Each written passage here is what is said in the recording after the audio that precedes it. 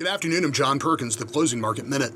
Soybeans were up modestly on Monday, continuing to be somewhat optimistic about the signing of Phase 1 of the trade agreement between the United States and China. That follows weekend conversations by President Trump and Chinese Premier Xi, and Steven Mnuchin's statements last week that the deal could be signed in early January.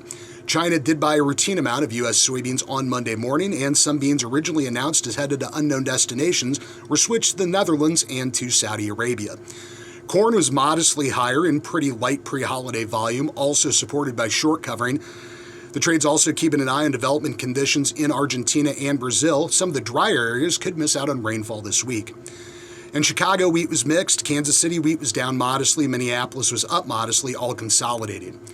Live cattle were mixed and feeders were down, waiting for this week's widespread direct cash cattle business. Things were very quiet on Monday, but some buyers could be motivated by having Christmas at midweek this year.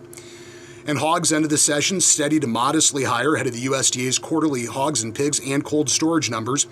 The hogs and pigs numbers do look bearish, but were well anticipated, coming out close to pre-report expectations, and the USDA did report a record amount of pork and cold storage on December 1st. I'm John Perkins with the Closing Market Minute.